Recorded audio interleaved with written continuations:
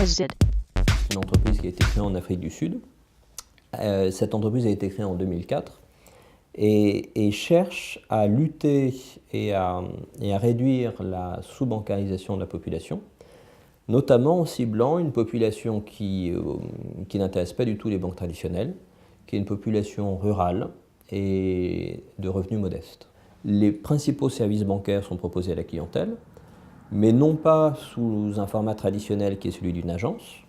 ni sous un format sophistiqué qui est celui de l'Internet, qui nécessite à la fois la propriété d'un PC et la connexion Internet, mais par le biais d'un moyen qui est un moyen qui se démocratise fortement en Afrique, qui est le téléphone mobile.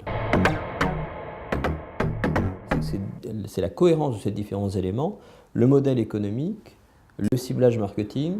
le mode de promotion et de distribution, le mode de communication et la technologie qui est utilisée.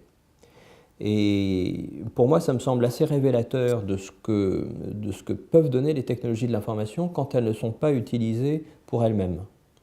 Dans beaucoup des projets qu'on a, on a des projets expérimentaux qui sont fascinants, qui sont intéressants, qui sont intrigants, mais ce sont des modèles expérimentaux, c'est-à-dire que l'échange de ces modèles, en fait, ces modèles sont plus intéressants en ce sens qu'elles vont essaimer de différentes façons dans les business traditionnels qu'en eux-mêmes, dans leur potentialité même sous leur format qui est pur. Et ce qui est intéressant dans ce projet, c'est de voir comment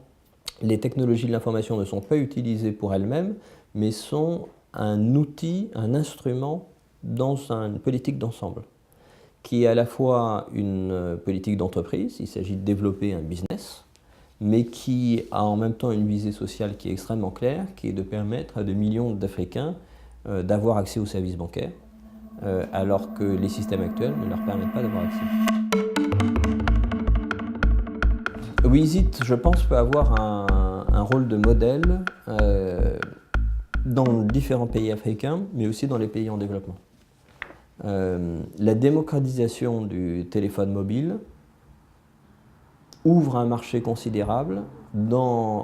auprès des populations de revenus faibles dans les pays en développement. Marché qui n'était pas un marché solvable dans beaucoup de business traditionnels comme le business bancaire.